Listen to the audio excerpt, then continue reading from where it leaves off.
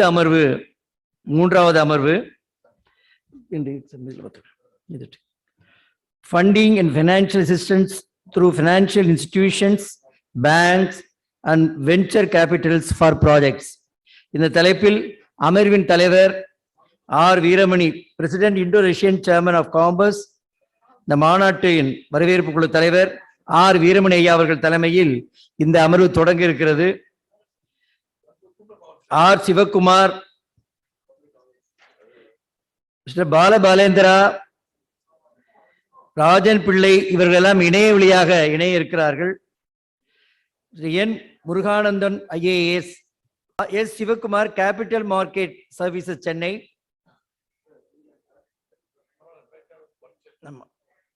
வீரமணி அவர்கள் இந்த அமர்வுக்கு தலைமை ஏற்று நடைபெறுமாறு கேட்டுக்கொள்கிறோம்.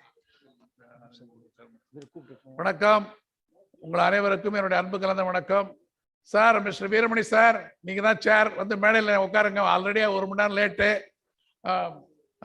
இந்த தலைப்பு வந்து funding financial assistance through financial institution, banks and venture capital for projects.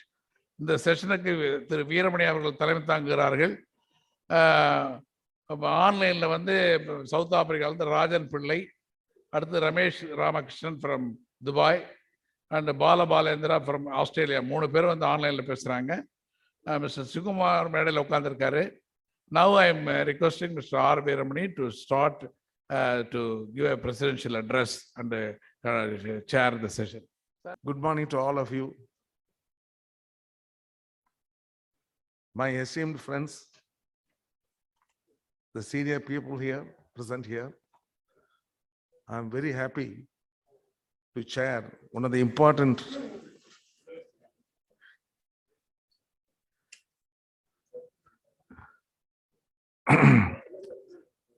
subject, funding and financial assistance through financial institutions, banks and venture capitals for projects.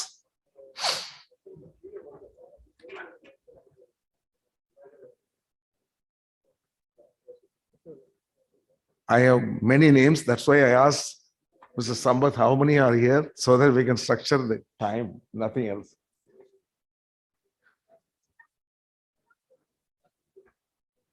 Friends, I want to give you an example how many companies and many individuals made huge money and located the companies in the proper place. You can still imagine why London is considered as one of the international financial centers, why New York is considered as a financial center, and how Tokyo is considered as a financial center, Singapore, Hong Kong, and all this. The money is flowing through many countries, from many countries to these centers, and then applied and deployed for various projects. I must tell you a small incident about India and Indian person, how he made success. There's a person by Sankar Narayanan from southern Tamil Nadu.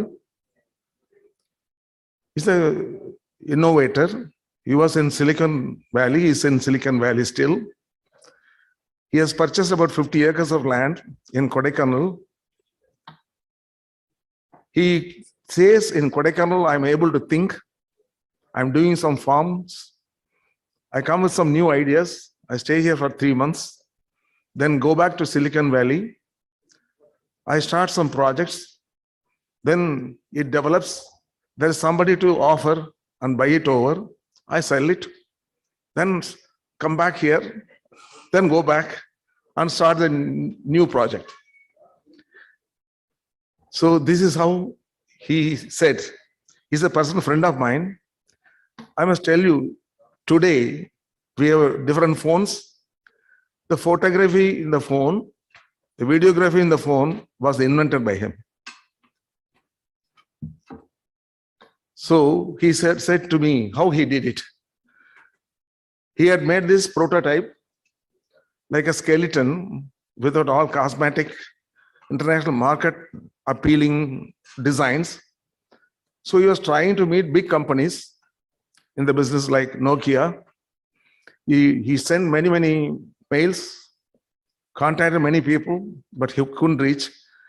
One Friday evening, he just tried about 7 o'clock. That is the Scandinavian time, the Nokia area. Suddenly, it was taken by the MD himself. So then he said, I have done the photography and videography in mobile phones. Are you interested? Then that gentleman asked him, can you come in 2 days and fly and meet us? He didn't have the full set. He was having only a laboratory model, like a skeleton, no cosmetic look, no funds for him with him. So he tried his best and asked some of his friends and who gave the money. In the 2 days, he finished it. And then he was able to fly and could meet the person, the MD of Nokia. And that is the story how he made the Nokia came with the photography and videography first. And then many other innovations came. And today, we had BlackBerry and now we have Apple and many other companies have come. So unfortunately or fortunately, you can see the telecom, Japan was the leading country. Now it is not so.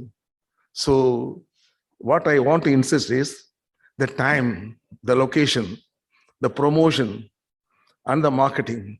Promotion is one, marketing is another. Just Mr. Palni Parisamy was telling how I marketed or promoted the granites. It is not monuments alone. When I came to the business, I said yesterday, there were only 2 stones, gray and black, that was going for tombstones in cemeteries. I had a training in Sweden under a scientist from whom I learned there are more than 500 varieties, now about 1,000 varieties, 1,500 varieties all over the world. So I had knowledge, brought the samples, made counter samples here, walking sometimes 30, 40 kilometers a day and carried 30, 40 kilos and promoted the stones, exhibited in over hundreds of fairs all over the world. So many people followed me. One exhibition participation for companies like us, stone industry, we need to show you a big slab. So it will cost us about 40 to 50 lakhs with the people travels and all that and stay. So friends, marketing, see the basic point is a product, an idea, then technology, then investments, then promotion, productions, then marketing. So these are the branding. All these are very important for logical conclusions. See, I heard from Mr. Yadav and also Mr. Selvam, both said that bag costs so much and things cost so much and marketing places cost so much. We know very well. When you go to the retail, wholesale, importer is one cost, wholesale is one cost, retail is another cost, consumer is another cost, because there's a huge cost of marketing, publicity, taxes, local taxes, logistic cost. So all this go finally. And also the accessories, for example, coach, Mr. Selvam said about coach. The coach used to have a rounded face so that the ladies can carry it without hurting their shoulders or their dress, and even by hand. But they made it a little bit flat, and that was not popular. Then the gold colors there, that attracted.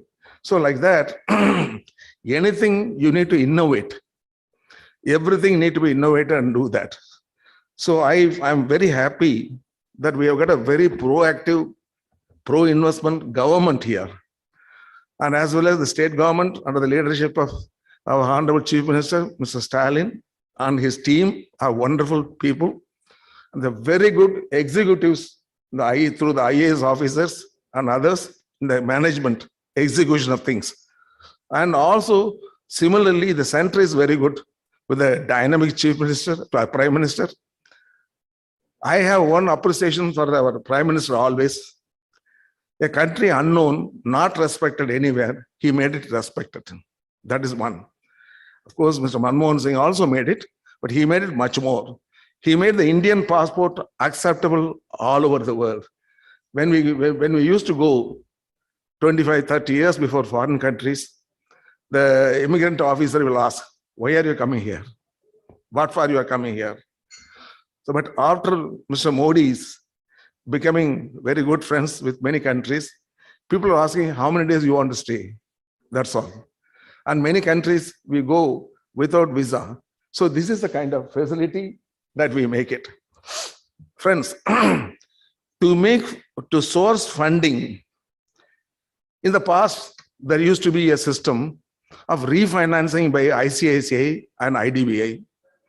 And the government also gave some kind of incentive for investment allowance. When you make an investment, say about 15% or so was given as an allowance, so that you can have a deduction in your income tax payment. You need not pay for tax. Just like depreciation, you can also avail it. But those systems were not made now. So therefore, I mean, we need to get it back for some more time. A scheme that we announced to materialize needs about 25 years, not just in next year or 2 years, 3 years, 5 years. You need to get the crux of the whole, the peak, you need to achieve it. That we need to keep it for a long time. That's my view. And then another scheme is the DPG. When I want to import something and I pay from my own currency here, you have to pay a huge amount of interest. Interest, when starting from 9%, it goes to about 15, 16%. It goes a lot. So, and also another thing, when you start a project, the pre-operative cost, for example, servicing the interest, even before you start the project, is a huge one that takes away your capital, either your own capital or borrowed capital. There are certain systems in other countries where this, you don't pay immediately. You pay after 2 years or 3 years, including the interest, so that you can get it amortized and pay it later. When I am a child, how can I afford contributing something? So therefore, this system can also be considered by our government, and excellent officials like you are there. Therefore, you need to guide. I mean, political ministers and all that come and go, but you need to build a kind of culture, that a kind of template where you can always say some countries, what is the system of investment, encouragement and all that. Then friends, I know the startup system, I mean, gives a lot of funds. Even our own big companies like Infosys chief, Tata chief, Ratan Tata, all have got their own funding trust through which they are funding. So therefore, there are so many things. If you are a startup company, the whole world is looking at you. If provided you have a technology, you have a very structured company, trustworthy, and people, the executives, all that. So funding is very, very important. And I know many companies, the funding, the corporate company may be in that company where you have the funds. The manufacturing will be in some other companies. And also, the distribution may be from some other countries. So therefore, friends, for example, our chief minister went to Japan.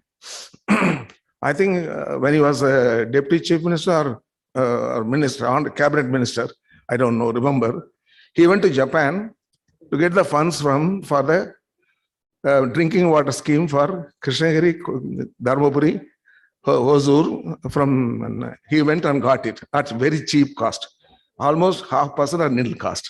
So therefore, there are funds available in other countries like Japan. There are plenty of funds. We can source it. And they've got a very good opinion about India and particularly Tamil Nadu. I was the Indo-Japan Chamber of Commerce president for 7 years. I have taken 3 delegations in which 2 IAS officers have also come. So the former finance secretary and at that time, I think IT secretary, Mr. Sadar Mowli, They came with me for 1 week. We went about 7, Chamber of Commerce located all over Japan, and invited them to come to Tamil Nadu and South and India, wherever the opportunity exists, including Pondicherry also. So therefore, Japan likes South India.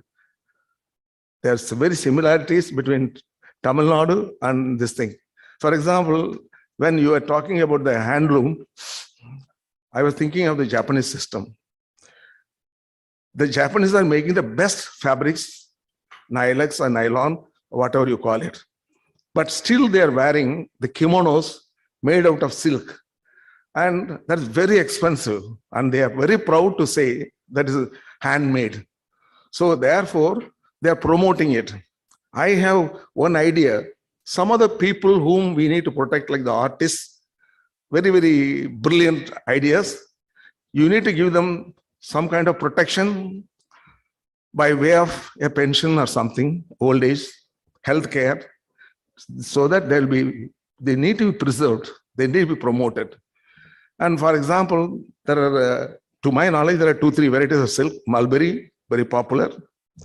Tassar, very popular in the Northeast and many other countries. And that need to be studied. The mulberry leaves of the Korea and Japan are so huge, not like our leaves, small leaves, so that they get the output more.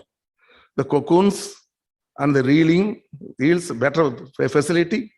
And I had the opportunity of seeing in Israel how they produce big cocoons and have a reeling and producing more quantity. So whatever be the thing, fashion changes, modern dresses, young people or old people, the fashion, the demand for the silk sarees always remain there. Kanjipuram silk sarees, Banaras silk sarees, Arni silk sarees are there forever. So therefore, we need to preserve that and we need to support them. We need to only show the technology how to speed up, how to save time, how to fund them when they need it at cheaper cost. So this is the most important point I feel so. And I am very happy that Japan is waiting. Since I was a Indo-Japan Chamber of Commerce president for 7 years, I invited, including Nissan and Komatsu. Komatsu was inaugurated by our present Chief Minister, Mr. Stalin. Earlier when he was the minister. And Komatsu is one of the largest earth-moving equipment producer in the world. And they're also exporting from Tamil Nadu now. So there are more than 300 Japanese companies located in Tamil Nadu. So I asked for the Japan city and we should give it. I feel if we choose about 5-6 countries and give them a separate industrial corridor so that they make their own thing, they maintain their own culture, their own schools and all that, it can happen very well. So I don't want to take much of the time except saying that we have a wonderful state, people, culture, and even the North Indians, when I go there, when I'm the Capexil immediate past president, and I'm the founder of all the EOUs, SEZs. I gave the idea of SEZs to the country. And then the government then accepted and immediately announced. See, I said, this is a way to mechanize, modernize, branding, and promoting India as a new evolution or revolution. So today, if you see textiles, why it is upgraded, we can import it in the EOU scheme, EPCG scheme, or SEZ scheme without paying duty. So therefore, this kind of things, modernization, innovation is very important for also funding. You can't have an archaic system, unproductive system, unreliable policies, including labor policies. The labor policy, for example, whenever there's a Diwali, there's always a dispute. How much of bonus? Why should there be a dispute at all? Many countries fix the bonus as 2 months' salary. You let us also fix it. Why not we do that? We are not an developed country. Why do you need to look at the project, profitability, this and all that? So therefore, if you fix 2 months, regardless of this thing, always they calculate 14 months for everybody. And in some countries, they pay twice. so that the children going to school also will get the money at that time, like that. So therefore, we need to have a policy on labor and also comfortable, very congenial atmosphere. For example, in China, I and Mr. Viswanathan always used to talk about China. I'm the first one to market Indian granites in China in 1989. India was not unknown to them at that time. So I have seen a place called Xiamen, from where our present president of China has come. He was the vice mayor there. That city didn't have a five-star hotel except one small hotel in 1989. Today, there are 300 hotels and about 5,000 high-rise buildings over 20 floors. Can you imagine? So like that, China has developed in a big way, infrastructure. So Mr. Viswanathan had the advantage for his VAT of sending his professors to China and teaching them and learning the Chinese language. And therefore, there used to be about 300 to 400 people, students, coming and studying in Vellore in his VAT. But unfortunately, now with the global situation and also the pandemic situation, and that's all disturbed. So anyhow, he has got about 70,000 students studying in his various institutions, and we should be proud of. And we are friends, and we are lawyers, basically, and politically also, we also see the same thing. I was also once when I was practicing a lawyer for 11 years, I was a DMK advocate because I handled hundreds of cases free, and we have to do that all those days. Okay. So friends, I don't want to remain here. Sir, your biodata, anything? Online. Okay. After that, your sir will speak. Okay.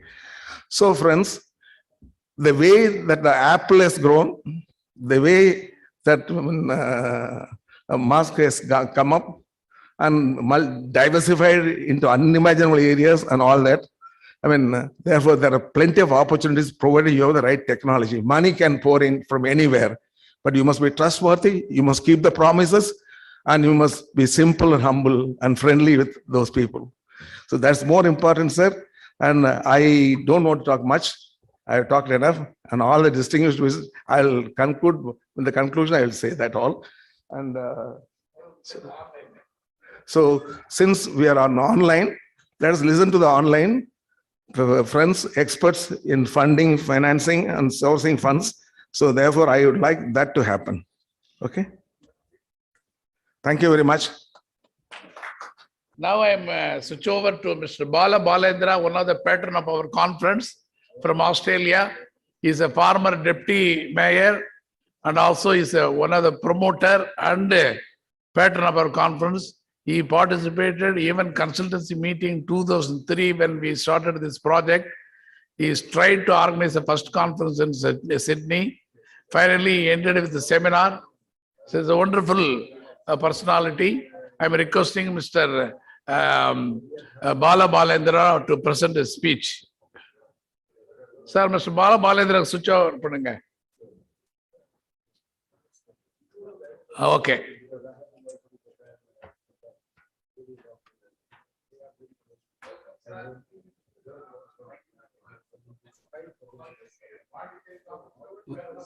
வணக்கம் doctor Sampath.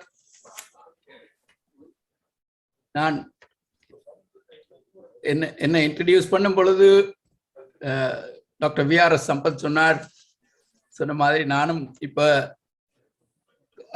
அவருடைய conference, இது 8வது மாநாடு. 7 மாநாட்டிலையும் அவரோடு இருந்து அவர் துணைவாக இருந்து பணிபுரிந்திருக்கிறேன். And இந்த மாநாட்டுக்கு என்னை அழைத்ததற்கும் முக்கிய மகாநகர்கள் போல இந்த மாநாடும் மிகவும் சிறப்பாக நடைபெறும் என்று நம்புகிறேன்.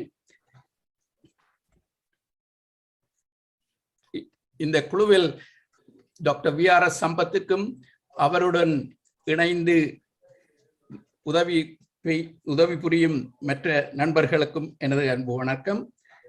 கடந்த 2 வருடங்களாக இந்த கோவிட் பெண்டமிக்கால் ஆஸ்திரேலியாவிலிருந்து என்னால் வர முடியவில்லை. வந்து நேரில் ஒருவரையும் சந்திக்க முடியாது. இருந்தாலும் அடுத்த ஆண்டு கட்டாயம் நாங்கள் அடுத்த கான்ஃபரன்ஸில் சந்திப்போம் என்று நினைக்கிறேன். எனக்கு இன்று பேச கொடுத்த தலைப்பு business funding assistance to SMEs. ஆனபடியால் எனது பேச்சை ஆங்கிலத்தில் தொடர்கிறேன். I'll try and keep my speech within the time frame. Since most of the Tamil businesses are small to medium enterprises, I will concentrate my topic of funding assistance to SMEs, especially during this COVID pandemic period. The pandemic caused the largest economic downturn to all business enterprises since 1930s. This is a phenomenal economic decline to the entire world. India and Australia are no exceptions. In the last 2 years, this has hit 20 to 30% harder to small and medium enterprises compared to large businesses. As we know, survival of the SMEs during this period was a huge challenge to the entrepreneurs, businesses, employers, and employees. To assist SMEs, governments, banks, and lending authorities came up with financial policies and assistances. I will try and explain the difficulties faced by small businesses in the Australian context. Some of the other speakers spoke about, not only in this session, even in the other sessions, mentioned about the services and also assistance available in India. So I will try and compare what is available in Australia, in the context of Australia, so that you will understand what is happening here. Small businesses play a critical role in the Australian economy. They employ nearly 5 million Australians. That's almost 25% of the population. If you can imagine that, extrapolate that to India, you can imagine how many millions and millions of people are involved in the small business industry. They account for about 1/3 of private output, and they are a key source of innovation and competition. Many small businesses use external finance from banks and other sources to manage their cash flows, invest in new equipment, and expand their operations.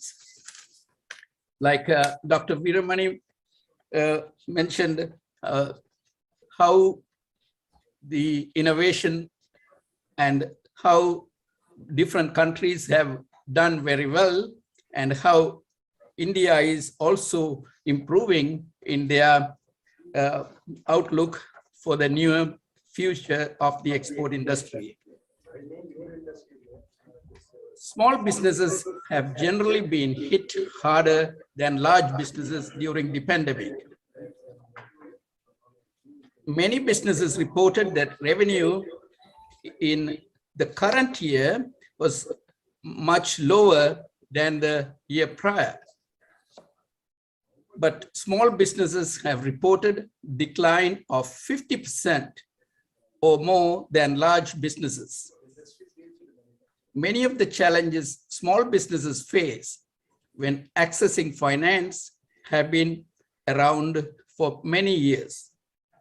Although I am focusing on the experience in Australia, it is worth noting that these challenges are not unique to SMEs in Australia. Small businesses, particularly less established ones, tend to be riskier than larger established firms with a track record of profitability. As a result, lenders reject a greater proportion of loan applications from smaller businesses. They also charge more to take on the additional risk associated with the loans that they provide. The terms for loans may also be more restrictive, requires collateral or personal guarantees. Indeed, around 95% of loans to SMEs are secured, compared with around 70% of large business loans.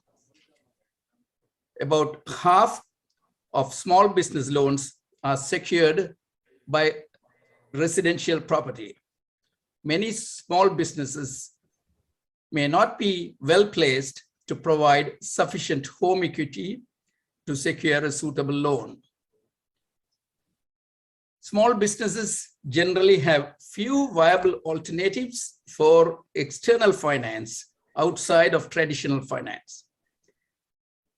Unlike large businesses, it is too costly for them to raise funds directly from capital markets. Australian small businesses have made increasing use of non-traditional sources of finance in recent years, such as balance sheet lending and marketplace lending. The Reserve Bank introduced a package of monetary policy measures at the onset of the pandemic. These have helped to reduce the cost of finance to historically low levels. The term funding facility provides low-cost term funding to banks. It includes incentives for banks to increase their lending, especially to small to medium enterprises, and they are also allocated further low-cost funds also to medium industries. The government also introduced a range of significant measures to support business cash flows and balance sheets. Policies such as JobKeeper, boosting cash flow for employers, and enhanced tax incentives for investment have reduced costs for businesses, increased household disposable income, and supported aggregate demand for and more broadly. They have preserved employment relationship between firms and employees and have helped otherwise viable businesses stay afloat when their revenues were markedly reduced by COVID-19 restrictions. These measures reduced the need for many businesses to borrow. Similarly, late last year, non-financial companies had built up cash buffers that could cover nearly 6 months worth of expenses, an increase of around 30% compared with before the pandemic. Unincorporated businesses had increased their cash buffers by 20% to a little over 2 months worth. The effects of this have started to flow through to small businesses. Measures of small business confidence have increased over the past 6 months. In February, a smaller share of businesses indicated that economic uncertainty was weighing on their investment plans than was the case in August last year. Labor market outcomes have also improved. The increases in job openings and employment growth observed since late last year have been particularly pronounced in industries that were most affected by COVID-19 restrictions. Again, these are the industries that are heavily populated with smaller businesses. Over 200,000 small and medium entrepreneurs, borrowers arranged to defer their loan payments last year.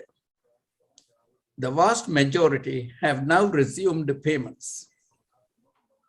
Their share of SME loans with a deferral peaked at 13% in June. It is now around 1%. Consistent with these outcomes, modeling by large banks suggests that the risk of default for small businesses relative to large businesses did not change much in 2020. Nevertheless, business failures are expected to rise as some of the pandemic support measures are phased out. Overall, smaller businesses have suffered significantly from the economic hardship caused by the pandemic. A wide range of monetary, fiscal, and private sector measures have provided support. Indeed, many of those measures obviated the need for small businesses to take out additional debt over the past year. While business confidence has improved markedly of late, a number of businesses, particularly smaller businesses, remain reluctant to take out new loans. Some of this reflects an enormous economic outlook that, while improved, is still very uncertain. Also, access to finance for smaller businesses has been a long-standing challenge. There are a range of policies in place to help support the supply of business credit as the economic recovery proceeds. Given the importance of small businesses to the economy, government will continue to pay close attention to their access to finance and their prospects more broadly. This is the situation as far as Australia is concerned, and how the government and the banking sector is helping the SMEs during the pandemic, and also how we are going to get out of pandemic in the next few years.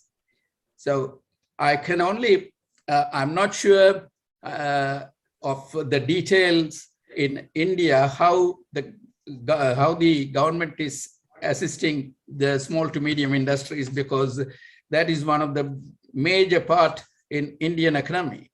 So I hope, I'm sure Dr. Veeramani and Dr. V.R. Sampath and all the other industrialists will be aware of what's happening in India.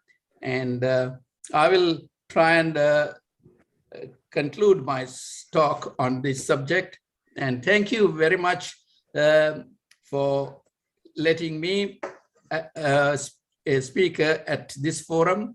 And I'll continue to meet with you, hopefully at our next 9th conference in Dubai. And thank you very much for everything, Dr. V.R. Sampath. Thank you, Mr. Balabalendra, for your wonderful speech. You must come for the next conference, because I know you cannot come now, because we are not encouraging to come any foreigners to attend this conference, because of that's why we put a online and offline the blended mode. Thank you, sir. Now I am inviting Honorable Minister, Mr. Namachivayam from Government of Pondicherry, because he's helped a lot for when we organized a conference 2018 in Pondicherry. Mr. Namachivayam is a seasoned politician and public servant and social worker, and helping people from time to time. And also is now holding a portfolio of industries, home and revenue as a electricity, is education. I'm senior most minister in the Pondicherry cabinet. Welcome, sir. வணக்கம், உங்களை வரவேற்பதில் நாங்கள் மகிழ்ச்சி அடைகின்றோம். வணக்கம்.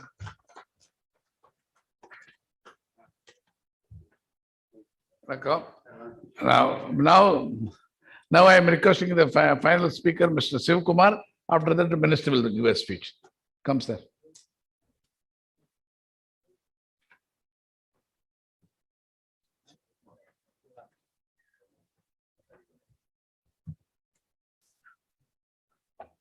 அனைவருக்கும் வணக்கம். Honorable Minister from Pondicherry, Dr. Sampath, Mr. Veeramani, மற்றும் இங்கு வீற்றிருக்கும் dignitaries அனைவருக்கும் தமிழ் உலக தமிழ் பொருளாதார மகாநாடுன்னு சொன்னதுனால தமிழ்ல ஆமா வாங்க சார். தமிழ் மகாநாடுன்னு சொன்னதுனால தமிழ்ல வணக்கம் சொல்றதுல நான் ரொம்ப பெருமை கொள்கிறேன். The topic which we need to talk today is on financing, funding and banking scenario. Now we will have to look into a small background of the banking scenario in India. The Indian banking system is so robust, so diversified, and so tumultuous and very opportunistic in development from the year 1876. You will be surprised. From 1876, the banking has developed in India. Only in 1934, the Banking Regulation Act has been complied with. From there, it all started growing and growing. There has been nationalization in 69, 82nd dose of nationalization, 20 again nationalization, merger and demerger of banking system to create effective banking system to the country with diversified economic growth. You will be surprised, the growth of banking sector in India has been in tune with the growth of economy. If you really look at the growth of GDP, 4%, 6%, 7%, it's a disputable figure in our country. Every researcher will come with their own constitutional figure. But by and large, the growth of the banking system has been inconsistent with the growth of economy. Nowhere in the world, I would say nowhere in the world, the banking system has been so diversified, has been so much growing in the same proportion of the growth of the economy. The GDP, the growth of GDP, say about 35 lakh crores or whatever it is of India. The growth of the GDP is by and large equal to the growth of budget expenditure under FRBMS Act. Budget in India has been, not the same budget has been a lackluster exercise since 2003, when the FRBMS Act has come into being. The entire scenario of growth of the banking after nationalization has moved from class banking to mass banking.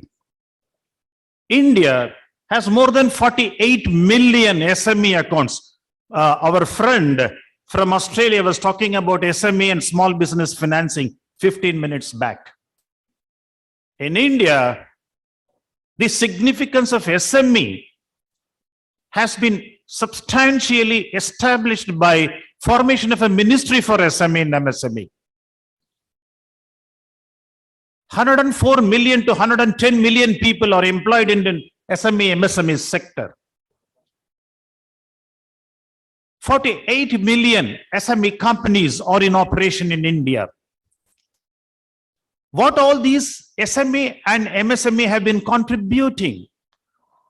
The bankers' analogy of understanding the growth of the recovery of loans and advances to the growth of the economy has been substantially defined by small loans contribute more towards recovery, not big loans. You give the loan of 1 lakh to 10 people, the percentage of recovery has been established as 30 or 40%. Whereas if you give it to one single big company, it goes bust. The growth of economy are in it 120 million people from SME and MSME and 42 million SME, MSME industries in our country. The banking has really gone through a tumultuous growth, and the nationalization brought forefront the lending to the priority sector. Agriculture dominated, small scale industries dominated, education dominated, differential rate of interest to downtrodden below the poverty line, BPL dominated. All these things have dominated substantially to create a livelihood for the common man. With these all in the banking sector, after giving out to priority sector, the lendable surplus available to the banking sector to be given to the non-priority sector has been reduced. This is one challenge our banking has gone through. Number two challenge, capital adequacy and inadequacy due to the emergence of NPA in the loan system, non-productive assets. The lendable resource to the banking system have been contained to a single digit percentage after meeting out the requirement of priority sector. The lendable surplus available to the country has been reduced to a single digit, with which the bank found it very difficult. Many of you may or may not be knowing, the profit for the banking system doesn't come from retail banking. I don't know how many of you would have been aware of this. Retail banking system for the banking is a cost ineffective management. Profit comes only from wholesale banking. The bank was left with very little resources for doing the wholesale banking. The retail banking is a cost effective. Similarly, more deposit. If a branch has more deposit, it is a cost ineffective branch. That's why banking thought over consolidation of banking into a limited number of branches.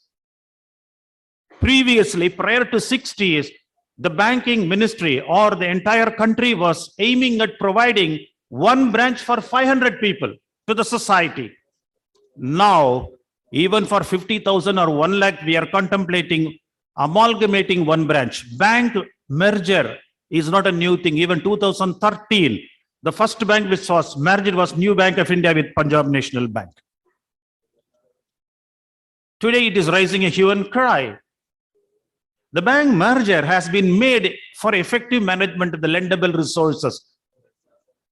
Now, banking is one source which has been providing money to the SME and MSME as well as industrial sector in our country. The next is the equity. The domestic source of India in the banking has been so limited. The Reserve Bank of India time and again have been making changes in their policies. Monetary policy.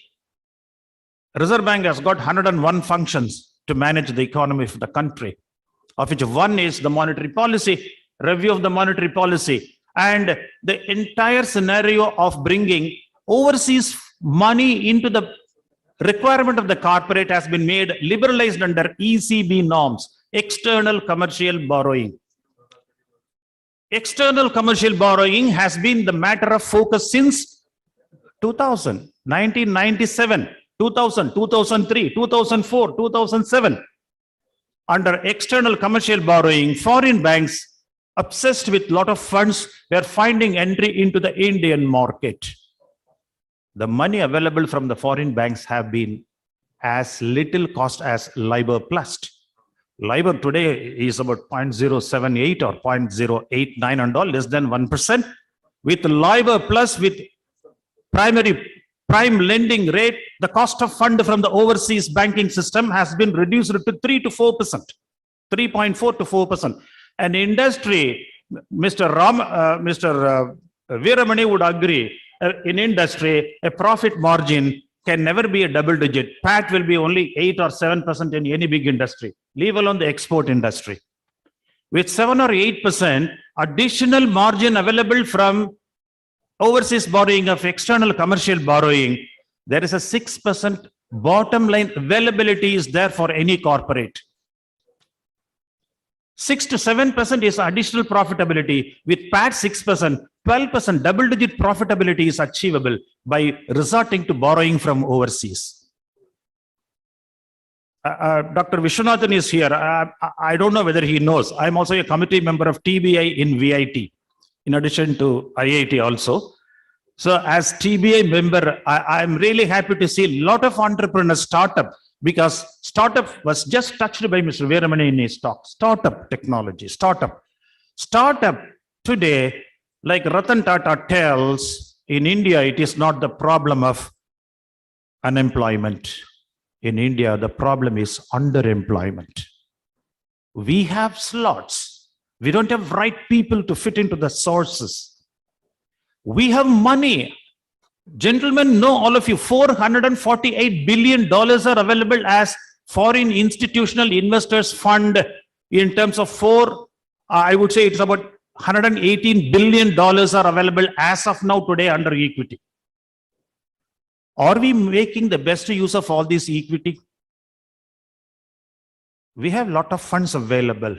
We don't have the right people. Instead of chasing today, fund managers are chasing the right end users. We don't have the right people in all meetings. Last week, I was in Tamil Nadu Agricultural University Entrepreneurs Council meeting where I could see 200, 400 people coming. Everybody wants, if somebody wants to grow coconut, he wants to grow coconut. Somebody wants to do mango, they want to do mango. Innovation is lacking among entrepreneurs. Funds are abundantly available, I tell you, gentlemen. Funds are abundantly available. Both it is equity or debt. Both equity or debt, everywhere it is available. And financial investors from abroad are looking for right pitch decks. Someone was asking, I was thinking, have you prepared your pitch deck? That guy was telling me, sir, where the deck is sold, sir? Is it a tape deck? The literacy, financial literacy. The financial literacy is lacking.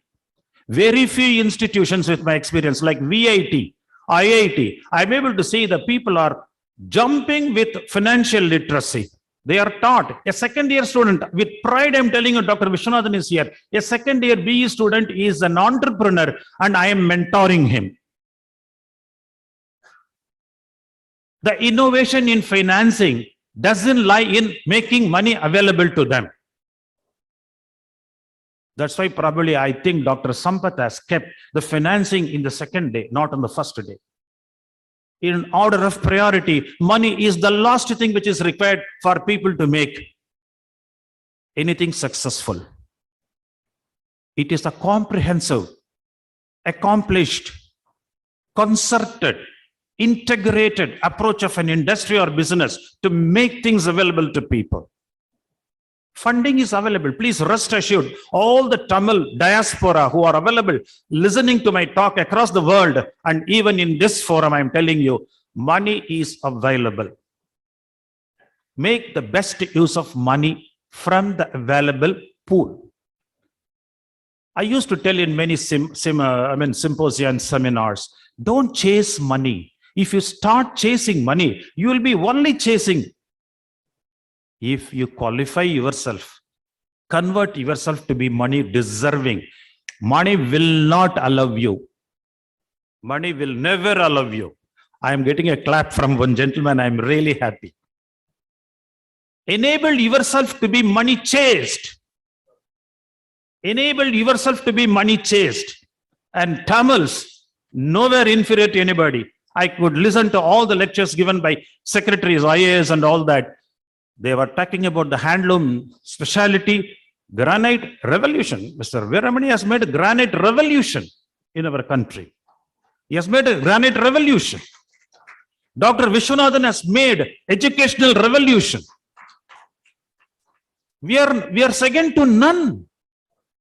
We are second to none. Money comes to you. Today, the valuations of IT-based, IoT-based are all extremely high in the primary market. Don't get shocked. Entrepreneurs should approach the business with passion and compassion. There are class of people in the investors who want to start a company in the morning, sell it in the evening, sanitize the hand, wash off with several crores. That is called detachedly attached. Bhagavad Gita, it is said, detachedly attached. Life has to be detachedly attached, like something projected on the screen. There is a bloodshed in the film, there is romance in the film, there is pathos in the films. When the projector is switched off, the screen remains white as ever. Business is like that for a class of people. They want to make the valuation high, because how come a company which has not made a physical investment, not a core sector? I'm not criticizing any company like Swiggy, which was discussed in the last session. People have no core sector exposure, no physical business. They mobilized 17,000 crore, 20,000 crore. These kind of money valuations are only catchy. Don't worry about it. I think Dr. Sampath has walked up to indicate me my time is over. Thank you for whatever it is. I'm Shivakumar. I am a primary market I'm a practicing merchant banker. I have my organization offices in Chennai, because I was not introduced by Dr. Sampath. So I introduced myself. I've been a banker myself. I headed the #1 merchant banking company in India. As president, I managed 67 IPOs independently as a lead manager. I have my offices in Singapore, Dubai, and Melbourne, Australia. I am a Tamil man from Tanjore district. Sutta Tamilan. தமிழன்னு சொல்ற ஒரு அங்கீகாரம் எனக்கு போரும், வேற எதுவுமே வேண்டாம். தஞ்சை தமிழன். நன்றி, நன்றி, நன்றி. வணக்கம்.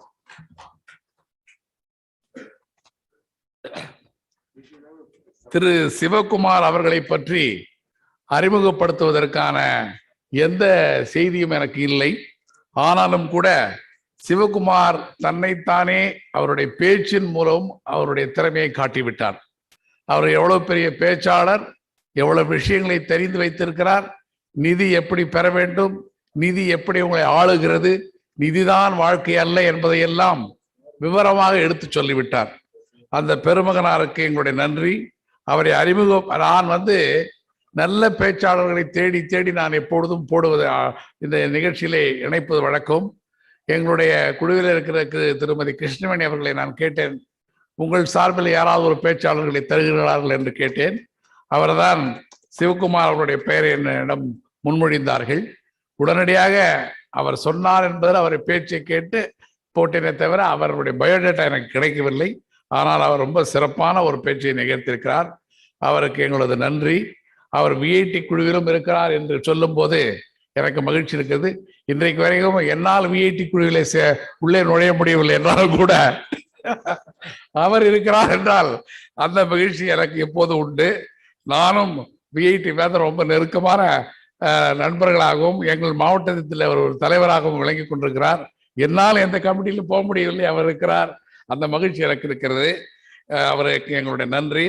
இந்த விழாவுக்கு சிறப்பு என்னவென்றால், பாண்டிச்சேரி அமைச்சர் அவர் வந்திருக்கிறார். பாண்டிச்சேரி அமைச்சர் வந்திருப்பது நமக்கெல்லாம் மகிழ்ச்சி அளிக்கிறது. அவர் பாண்டிச்சேரியில் நடைபெற்ற 2017 நடைபெற்ற மாநாட்டிற்கெல்லாம் பெரிய உதவி செய்தவர். அவர் இங்கு வந்திருப்பது எங்களுக்கு மகிழ்ச்சி அளிக்கிறது. பாண்டிச்சேரி அரசின் சார்பில் அவருடைய செயலாளர் திரு அருண் IAS அவர்கள் வந்திருக்கிறார்கள். இருவரையும் மீண்டும் நான் வரவேற்கின்றேன். இந்த நிகழ்ச்சியில் கலந்து கொண்ட அவர்களுக்கு அவரை ஒரு வார்த்தைகள் பேசுமாறு அழைக்கிறேன்.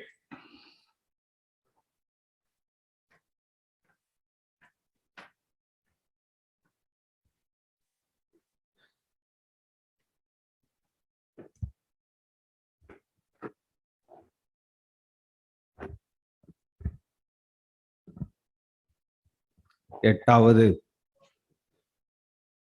உலக தமிழர் பொருளாதார மாநாட்டிலே தலைமையேற்று நடத்தி கொண்டிருக்கின்ற மரியாதைக்கும் போற்றுதலுக்கும் உரிய ஐயா வீரமணி அவர்களே, மரியாதைக்குரிய இந்த நிகழ்ச்சியை மிக சிறப்பான முறையில் ஏற்பாடு செய்து இங்கே தொகுத்து வழங்கி கொண்டிருக்கின்ற மரியாதைக்குரிய சகோதரர் சம்பத் அவர்களே,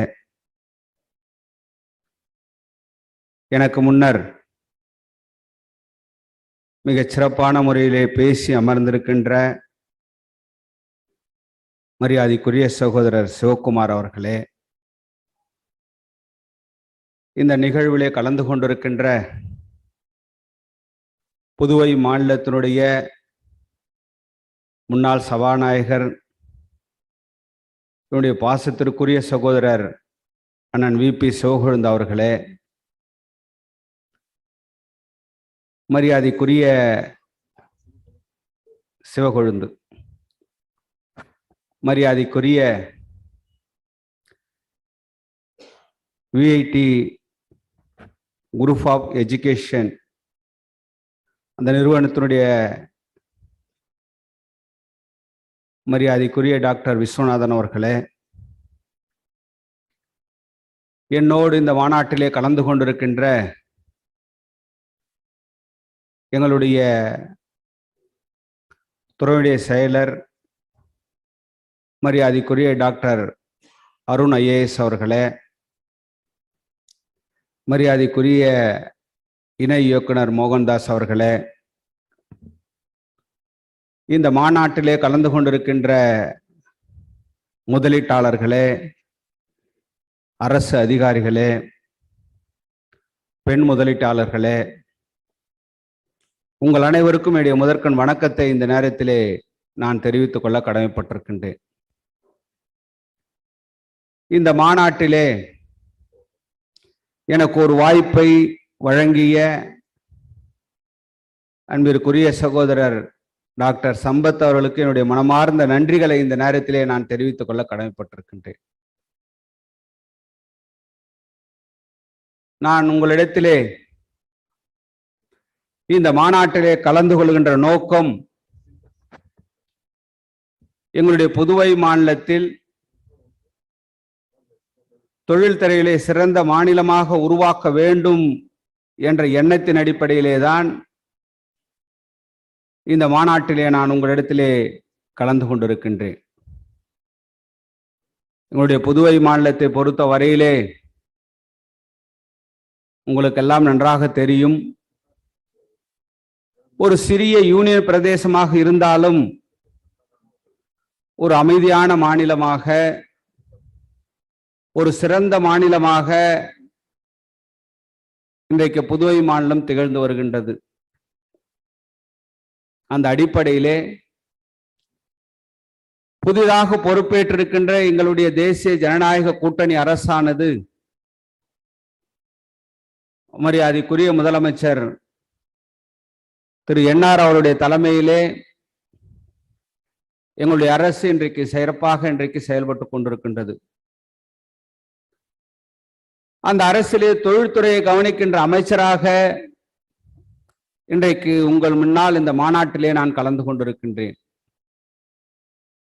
எங்களுடைய அரசு தொழில்துறைகளை ஊக்குவிப்பதற்கு பல்வேறு நடவடிக்கைகளை நாங்கள் தொடர்ந்து எடுத்துக்கொண்டிருக்கின்றோம். எங்களுடைய அரசினுடைய லட்சியம் என்னமெல்லாம், இருக்கின்ற தொழிற்சாலைகளை பாதுகாக்க வேண்டும், அது மட்டும் இல்லாமல் புதிய தொழிற்சாலைகளை புதுவை மாநிலத்திற்கு கொண்டு வருவதன் மூலமாக புதுவை மாநிலத்தினுடைய பொருளாதாரத்தை மிக சிறப்பான முறையிலே உயர்த்த முடியும் என்ற நம்பிக்கை எங்களுக்கு உண்டு. அதை நோக்கித்தான் இன்றைக்கு எங்களுடைய புதுவை மாநிலத்துடைய தொழில்துறையானது அதை நோக்கி இன்றைக்கு நாங்கள் பயணப்பட்டு கொண்டிருக்கின்றோம். அந்த அடிப்படையிலே தான் இன்றைக்கு இந்த மாநாட்டிலே உங்களோடு கலந்து கொண்டு எங்களுடைய கருத்துக்களை பகிர்ந்து கொள்வதற்காக உங்களிடத்திலே நாங்கள் வந்திருக்கின்றோம். எங்களுடைய புதுவை மாநிலத்திலே நாம் பார்த்தோமேயானால் இன்றைக்கு 77 பெரிய தொழிற்சாலைகள் இன்றைக்கு இருந்து கொண்டிருக்கின்றது. 191 நடுத்தர தொழிற்சாலைகள் இன்றைக்கு இருந்து கொண்டிருக்கின்றது. அது மட்டுமல்லாமல் சிறிய தொழிற்சாலைகள் 7,979 சிறிய தொழிற்சாலைகள் இருக்கின்றது. இன்றைக்கு 1,239 குறுந்தொழிற்சாலைகள் இன்றைக்கு புதுவை மாநிலத்திலே இருந்து கொண்டிருக்கின்றது. இப்படி எங்களுடைய அரசு பொறுப்பேற்ற பிறகு இந்த தொழிற்சாலைகளை எல்லாம் பாதுகாக்க வேண்டும் என்ற உன்னத நோக்கத்தோடு அவர்களுக்கு உரிய பாதுகாப்பை வழங்கிடுவதற்கு எங்களுடைய அரசு உறுதி பூண்டிருக்கின்றது.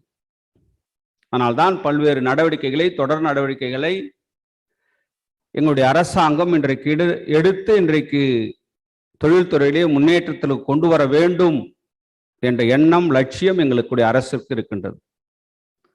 2016ஆம் ஆண்டு எங்களுடைய அரசாங்கம் புதிய தொழில் கொள்கையை வெளியிட்டது. அந்த தொழில் கொள்கையின் அடிப்படையிலே இன்றைக்கு முதலீட்டு மானியமாக பெரிய தொழிற்சாலை, சிறு குறு தொழிற்சாலைகளுக்கு 40% மானியம், அதிகபட்சமாக 40 லட்சம் ரூபாய் என்ற அளவிலே முதலீட்டு மானியமாக இன்றைக்கு வழங்கிக் கொண்டிருக்கின்றோம். இன்றைக்கு பெரிய தொழிற்சாலைகளுக்கு 35% மானியம், 35 லட்சம் ரூபாய்க்கு மிகாமல் இன்றைக்கு வழங்கிக் கொண்டிருக்கின்றோம். அதே போல நம்முடைய உமன் என்டர்பிரனர், பெண் முதலீட்டாளர்களாக இருந்தால், தாழ்த்தப்பட்ட முதலீட்டாளர்களாக இருந்தால் அவர்களுக்கு 45% மானியம், அதிகபட்சமாக 75 லட்சம் ரூபாய் வரையிலே வழங்கப்பட்டு வருகின்றது. அது மட்டுமல்லாமல் வட்டி மானியமாக இன்றைக்கு 25 ஆண்டுகளுக்கு 5 லட்சம் ரூபாய்க்கு மிகாமல் இன்றைக்கு வழங்கப்பட்டு வருகின்றது. அது மட்டுமில்லாமல் இன்றைக்கு ஐடி தொழிலை செய்கின்ற நிறுவனங்களுக்கு கிட்டத்தட்ட 1 கோடி ரூபாய் அளவிலும் மானியமாக இன்றைக்கு எங்களுடைய அரசு அந்த தொழில் கொள்கையிலே நாங்கள் உருவாக்கி இருக்கின்றோம். இன்றைக்கு மாற்றம் மட்டுமே மாறாதது என்று சொல்வதை போல எங்களுடைய அரசு இன்றைய சூழ்நிலைக்கேற்ப அந்த தொழில் கொள்கையை மாற்றுவதற்கும் எங்களுடைய அரசு தயாராக இருக்கின்ற, இன்றைய தேவைகளுக்கு ஏற்ப, இன்றைய சூழ்நிலைக்கு ஏற்ப அந்த தொழில் கொள்கைகளை மாற்றி நம்முடைய தொழில் முதலீட்டாளர்களை ஈர்ப்பதற்கான ஒரு நடவடிக்கை எடுப்பதற்கு எங்களுடைய அரசு தயாராக இருக்கின்றது. அதை ஒட்டி பல்வேறு நடவடிக்கைகளை நாங்கள் தொடர்ந்து இன்றைக்கு எடுத்துக்கொண்டிருக்கின்றோம். இன்றைக்கு நம்முடைய புதுவை மாநிலத்தை நாம் பார்த்தோமேயானால் இன்றைக்கு கிட்டத்தட்ட ஒரு மத்திய பல்கலைக்கழகம், ஒரு மாநில பல்கலைக்கழகம், 19 பொறியியல் கல்லூரிகள், 17 கலை கல்லூரிகள், 8 பாலிடெக்னிக் கல்லூரிகள் என்று இத்தனை கல்வி நிறுவனங்களுக்கும் இன்றைக்கு புதிய சிறியதாக இருக்கின்ற எங்களுடைய மாநிலத்திலேக்கு இன்றைக்கு இருந்து கொண்டிருக்கின்றது. இன்றைக்கு ஆண்டு ஒன்றிற்கு 5000 முதுநிலை பட்டதாரிகளும், 10,000 இளநிலை பட்டதாரிகளும், 1000 பொறியியல் கல்லூரி பொறியியல் வல்லுநர்களும் இன்றைக்கு பாலிடெக்னிக்கில் படிக்கின்ற 1000 பேர் இன்றைக்கு ஒவ்வொரு ஆண்டும் பட்டதாரிகளாக இன்றைக்கு புதுவை மாநிலத்திலிருந்து இன்றைக்கு வெளிவந்து கொண்டு இருக்கிறார்கள். அந்த அடிப்படையிலே தான் இன்றைக்கு புதுவை மாநிலத்தில் ஒரு சிறந்த ஒரு கொள்கையை உருவாக்கி முதலீட்டாளர்களை ஈர்க்க வேண்டும் என்பதுதான் எங்களுடைய நோக்கமாக இன்றைக்கு இருந்து கொண்டிருக்கின்றது. இன்னைக்கு பார்த்தீங்கன்னா புதுவை மாநிலத்தில் 24/7 மின்சார சப்ளை, ஒரு சுற்றமான ஒரு நல்ல குடிநீர் கிடைக்கின்ற, நிலத்தடி நீர் கிடைக்கின்ற ஒரு மாநிலமாக இன்றைக்கு புதுவை மாநிலம் உருவாகி இருக்கின்றது. இன்னைக்கு இப்படிப்பட்ட சூழ்நிலையிலே தான் இன்றைக்கு புதுவை மாநிலத்தில் தேவையான இடவசதியை எங்களுடைய அரசாங்கம் உருவாக்கி இருக்கின்றது.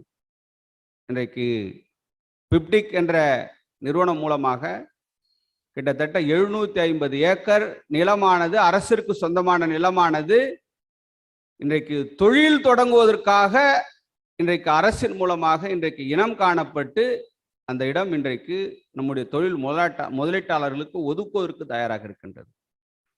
அதே போல காரைக்கால் போலகம் என்ற பகுதிகளிலே கிட்டத்தட்ட ஒரு 250 ஏக்கருக்கு மேல் நிலம் இன்றைக்கு தொழில் முதலீட்டாளர்களுக்கு அவர்கள் தொழில் தொடங்குவதற்கு ஒதுக்குவதற்கு அரசாங்கம் மானிய விலையிலே கொடுப்பதற்கு தயாராக இருக்கின்றது. இப்படி இந்த அரசாங்கம் இன்றைக்கு எல்லா நடவடிக்கைகளையும் தொடர்ந்து எங்களுடைய அரசாங்கம் இன்றைக்கு எடுத்துக்கொண்டிருக்கின்றது. மரியாதைக்குரிய நம்முடைய பாரத பிரதமர் திரு நரேந்திர மோடி அவர்கள் இன்றைக்கு மேக் இன் இந்தியா என்ற திட்டத்தை கொண்டு வந்தார்கள். அதில் ஸ்டார்ட் அப் இந்தியா என்ற திட்டத்தை வைத்தார்கள். அதில் ஸ்டாண்ட் அப் இந்தியா என்ற திட்டத்தை கொண்டு வந்தார்கள். இப்படி பல்வேறு திட்டங்களை கொண்டு வந்து அதன் மூலமாக நம்முடைய நாட்டிலே தொழில்துறையை முன்னேற்றுவதன் மூலமாக நம்முடைய நாடு பொருளாதார ரீதியாக உலகரங்கிலே முன்னேறிய நாடாக இந்தியாவை உருவாக்க வேண்டும் என்ற எண்ணத்தின் அடிப்படையில் இந்த திட்டங்களை எல்லாம் கொண்டு வந்தார்கள். அதற்காக எங்களுடைய அரசாங்கம் இன்றைக்கு தொழில் தொடங்க வருகின்ற தொழில் முதலீட்டாளர்களுக்கு அவர்களுக்கு கொடுக்கக்கூடிய அவர்கள் கேட்கக்கூடிய அந்த அனுமதியை உடனடியாக வழங்க வேண்டும் என்று சொல்லி அதற்கு ஈஸ் ஆஃப் டூயிங் பிசினஸ் என்று சொல்லக்கூடிய அந்த திட்டத்தை புதுவை மாநிலத்திலே அமுல்படுத்துவதற்கு அனைத்து நடவடிக்கைகளும் எடுத்து இன்றைக்கு மத்திய அரசினுடைய ஒப்புதலுக்காக அது அனுப்பப்பட்டிருக்கின்றது. இன்றைக்கு அது மட்டும் அல்ல, இன்றைக்கு இ வெஹிக்கிள் பாலிசி என்று சொல்லக்கூடிய இன்றைக்கு சுற்றுச்சூழலை பாதுகாக்கக்கூடிய அளவிற்கு இன்றைக்கு உலக நாடுகள் முழுவதும் பேசிக் கொண்டிருக்கின்ற அந்த இ வெஹிக்கிள் என்று சொல்லக்கூடிய அந்த இ வெஹிக்கிள் பாலிசி என்ற புது பாலிசியை இன்றைக்கு எங்களுடைய அரசாங்கம் இன்றைக்கு உருவாக்கி இருக்கின்றது. இப்படி பல்வேறு விதமான திட்டங்களை புதுவை மாநிலத்திற்கு தொழில் தொடங்குவதற்கு ஏதுவான ஒரு ஏற்ற சூழ்நிலையை எங்களுடைய அரசாங்கம் இன்றைக்கு உருவாக்கி கொண்டிருக்கின்றோம்.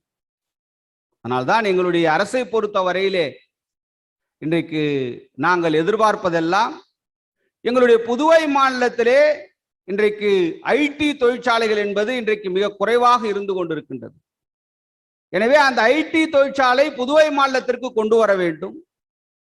அது மட்டும் இல்லாமல் சுற்றுச்சூழலை பாதிக்காத தொழிற்சாலைகளை புதுவை மாநிலத்திற்கு கொண்டு வருவதற்கு நாங்கள் முன்னுரிமை அளிப்பதற்கும் தயாராக இருக்கின்றோம். அதோடு மட்டுமல்லாமல் அதிகப்படியான நீரை உறிஞ்சுகின்ற தொழிற்சாலைகளையும் புதுவை மாநிலத்தில் கொண்டு வராமல் குறைந்த நீரை கொண்டு இன்றைக்கு தொழிற்சாலை நடத்துகின்ற அந்த தொழில் முதலீட்டாளர்களுக்கும் முன்னுரிமை அளிப்பதற்கும் எங்களுடைய மாநிலத்தினுடைய அரசினுடைய கொள்கையாக இன்றைக்கு நாங்கள் எடுத்துக்கொண்டிருக்கின்றோம். எங்களை பொறுத்தவரையிலே எங்களுடைய துறையினுடைய செயலர் இங்கே இருக்கின்றார், நான் இங்கே இருக்கின்றேன். உங்களுக்கு தொழில் தொடங்குவதற்கான ஏதுவான சூழ்நிலையை உருவாக்குவதற்கு நாங்கள் எந்த நேரத்திலும் எந்த வகையிலும் உங்கள் உதவிக்கு தயாராக இருக்கின்றோம் என்ற உத்தரவாதத்தை இந்த நேரத்திலே நான் உங்களுக்கு கொடுக்க கடமைப்பட்டிருக்கின்றோம். ஏன்னா யாரை பார்க்கணும், எங்க பார்க்கணும், எப்படி அணுகணும் அந்த கவலை உங்களுக்கு தேவையில்லை. நீங்கள் நேரடியாகவோ என்னையோ எங்களுடைய துறையுடைய செயலரையோ நீங்கள் தாராளமாக அணுகலாம். உங்களுக்கு எந்த நேரத்திலும் சேவை செய்வதற்கு நாங்கள் தயாராக இருக்கின்றோம். இதையெல்லாம் அரசியலுக்கு அப்பாற்பட்டு எங்களுடைய எண்ணம் லட்சியம் எல்லாம் புதுவை மாநிலத்தில் தொழில் சார்ந்த ஒரு மாநிலமாக பொருளாதாரத்தை முன்னேற்றுவதோடு மட்டுமல்லாமல் அதிக வேலை வாய்ப்பை உருவாக்கக்கூடிய தொழிற்சாலைகளை புதுவை மாநிலத்திலே உருவாக்க வேண்டும். ஏனென்றால் எங்களுடைய படித்த இளைஞர்களுக்கு வேலை வாய்ப்பை உருவாக்கி கொடுக்க வேண்டும் என்பது எங்களுடைய அரசினுடைய எண்ணமாக இன்றைக்கு இருந்து கொண்டிருக்கின்றது. அதனால்தான் சுற்றுச்சூழல் பாதிப்பில்லாத ஐடி போன்ற தொழிற்சாலைகளை கொண்டு வருவதற்கும் அதிகப்படியான வேலைகளை உருவாக்குகின்ற தொழிற்சாலைகளை கொண்டு வருவதற்கும் அவர்களுக்கு உரிய சலுகைகளை கொடுப்பதற்கும் எங்களுடைய அரசாங்கம் தயாராக இருக்கின்றது. அந்த அளவிலேதான் இன்றைக்கு எங்களுடைய புதுவை மாநிலத்தில் தொழிலை தொடர்ந்து நடத்துவதற்கு ஏற்ற சூழ்நிலை இன்றைக்கு எங்களுடைய அரசு உருவாக்கி கொண்டிருக்கின்றது. எனவே உங்களுக்கு அனைத்து வகையிலும் உதவுவதற்கு நாங்கள் தயாராக இருக்கின்றோம். எனவே நீங்கள் அனைவரும் யாரெல்லாம் எங்களுடைய புதுவை மாநிலத்திலே தொழில் தொடங்குவதற்கு நீங்கள் தயாராக இருக்கின்றீர்களோ உங்கள் அனைவரையும் எங்கள் இருகரம் கூப்பி வருக வருக என்று உங்களை நாங்கள் அன்போடு வரவேற்று இந்த வாய்ப்பு கொடுத்த எங்களுக்கு மரியாதைக்குரிய சகோதரர் டாக்டர் சம்பத் அவர்களுக்கும் இந்த மாநாட்டினுடைய நிர்வாகிகளுக்கும் என்னுடைய மனமார்ந்த நன்றிகளை தெரிவித்து விடைபெறுகிறேன். நன்றி, வணக்கம். நன்றி அமைச்சர். ஒரு தெளிவான, விவரமான, விளக்கமான ஒரு சொற்பொழிவினை ஆற்றியிருக்கிறார். அந்த சொற்பொழிவு வந்திருக்கிற அனைவருக்கும் புதுவை மாநிலத்திற்கு செல்ல வேண்டும் என்கிற ஒரு கருத்தை எடுத்து செல்லும் என்பதில் எந்தவித சந்தேகமும் இல்லை. அவ்வளவு ஒரு தெளிவான பேச்சை பெற்றிருக்கிறார். அவருக்கு எங்களுடைய நன்றியை தெரிவித்துக் கொள்கிறோம். இந்த அமர்வில் அமர்ந்த அனைவருக்கும் பொன்னாடை போர்த்தி சிறப்பு செய்ய மரியாதைக்குரிய நமது வேந்தர் விஐடி வேந்தர் திரு டாக்டர் விஸ்வநாதன் அவர்களை அழைக்கிறோம். முதலில் மாண்புமிகு அமைச்சர் அவர்களுக்கு திரு விஸ்வநாதன் அவர்கள் பொன்னடை போர்த்துவார்கள்.